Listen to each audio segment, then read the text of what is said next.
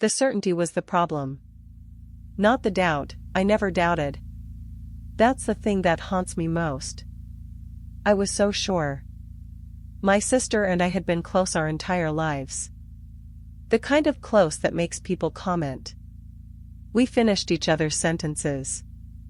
We called each other before we called anyone else. When our parents divorced, when I lost a job, when she went through her first heartbreak, we were each other's first call, first shoulder, first safety. Her name is Nadia. I'll use her real name because this story isn't about protecting me.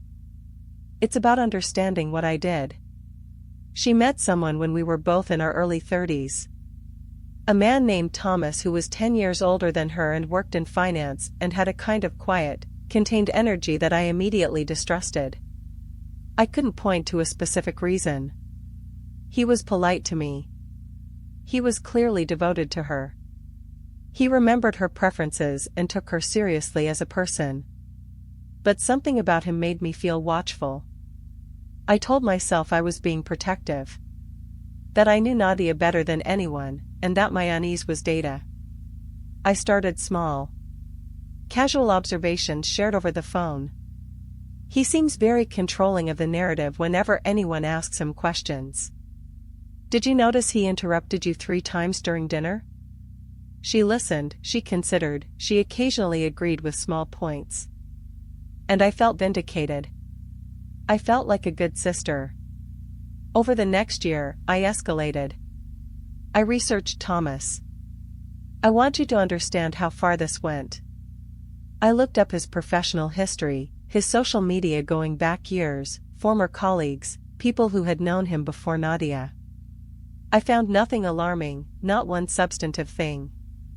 But I had built such a strong belief in my own instinct that the absence of evidence began to look, to me, like evidence of concealment. I told myself he was just good at hiding things. I brought my concerns to our mother. To a mutual friend. I framed Thomas as a risk that only I was seeing clearly. Each person I spoke to expressed skepticism, and each skeptical response I reframed as them not knowing what I knew, not seeing what I'd seen. This is the mechanism, and I want to be precise about it. I had formed a conclusion, and then I built a world around that conclusion. A world in which anyone who agreed with me was perceptive and anyone who didn't was compromised. It was a closed system. It was airtight. Nadia found out what I'd been doing. She found out from our mother, who had been uncomfortable with my certainty for months and finally felt she needed to tell Nadia what I'd been saying. The phone call that followed between my sister and me was the worst conversation of my life. Not because she yelled, she didn't. She was quiet in that particular way she gets when she is experiencing something too large for volume. She said, "You've been telling people he's dangerous based on nothing." I tried to explain my instinct. My concern. My love for her. She said, "You decided you were right, and then you found your evidence. That's not love. That's a case you built in your own head." And here's what I've spent the years since then working to understand. She was absolutely correct. What I had done, what I had called protective instinct, was confirmation bias in one of its most destructive forms. I had formed a conclusion and then filtered every piece of information through that conclusion. Things that confirmed my suspicion I took seriously. Things that contradicted it I explained away. I had not been protecting my sister. I had been serving my own belief system while telling myself the story of a concerned sibling. The worst part isn't that I was wrong about Thomas, though I was. The worst part is the realization that I would not have accepted being wrong. If Nadia had tried to tell me earlier that my concerns weren't grounded, I would have interpreted that as her defending him because she was compromised by the relationship. I had built a closed loop. There was no information that could have entered and changed my mind. That's not instinct. That's ideology. Thomas and Nadia got engaged 8 months later. She invited me to the engagement dinner. I went, and I sat across from the man I had spent a year trying to dismantle, and I tried to actually see him. what I saw was a man who listened when Nadia spoke. Who put his hand on her back when she was nervous. Who made her laugh in that specific way she has when she's genuinely delighted.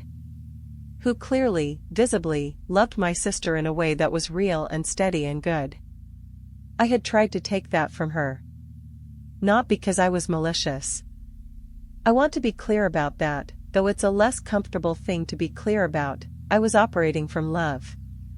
The problem was that I'd never examined the ways my love was entangled with control. The ways being Nadia's first resource, her most important person, was part of my own identity in ways I hadn't acknowledged. Thomas threatened that, not intentionally, not maliciously, but inevitably. He became the person she called first. And I had called it danger. Rebuilding my relationship with Nadia has taken work. Real work. She's gracious, more gracious than I deserve, and she let me back in. But there's a delicacy now that didn't exist before. A slight space between us that I put there with my certainty.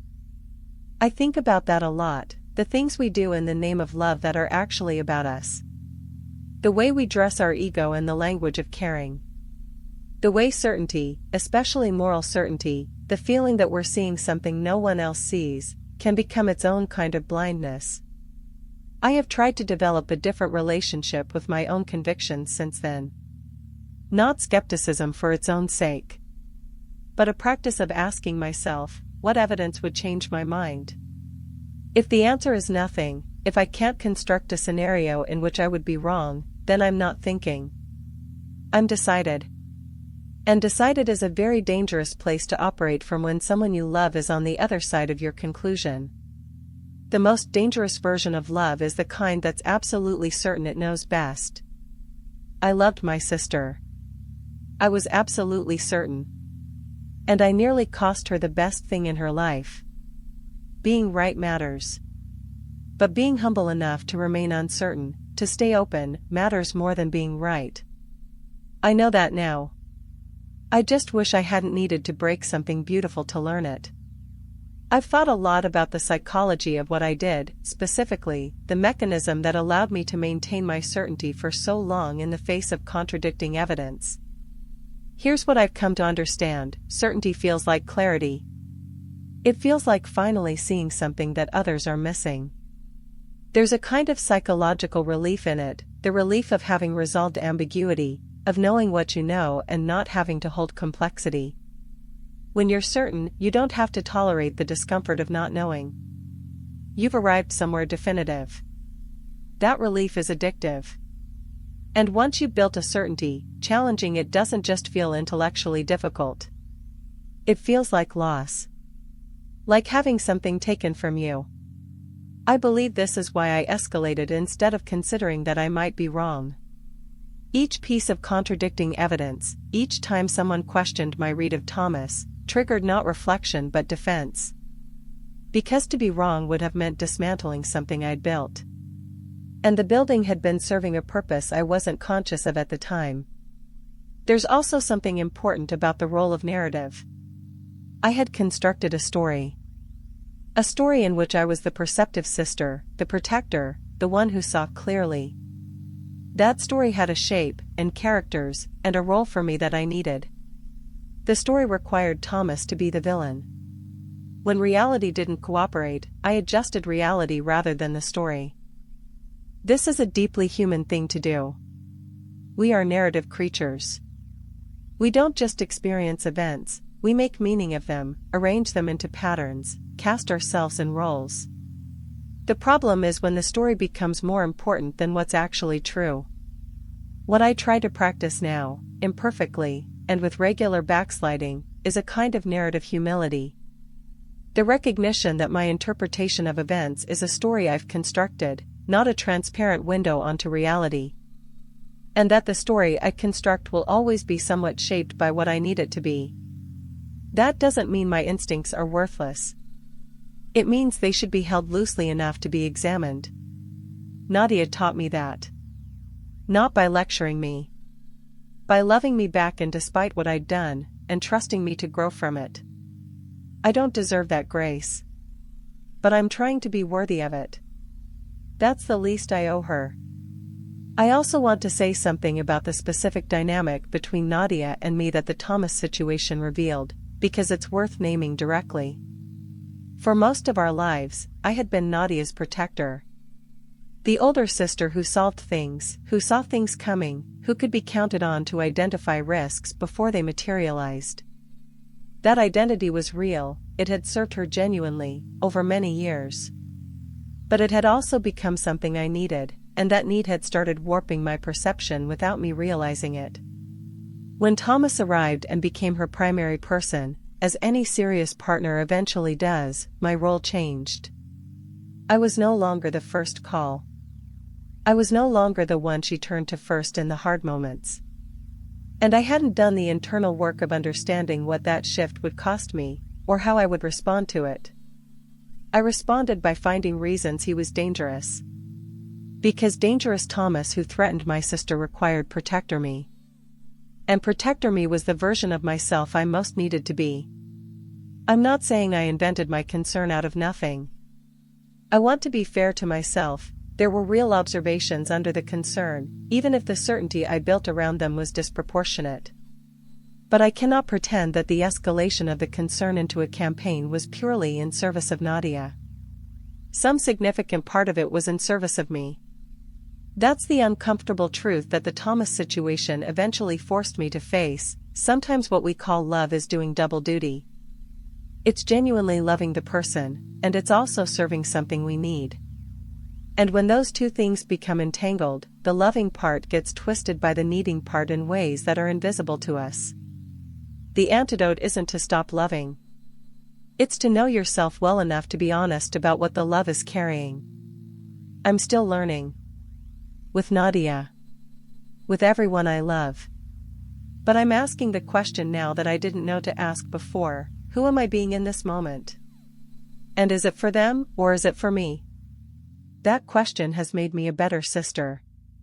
And a more honest person. Those two things, it turns out, are the same thing.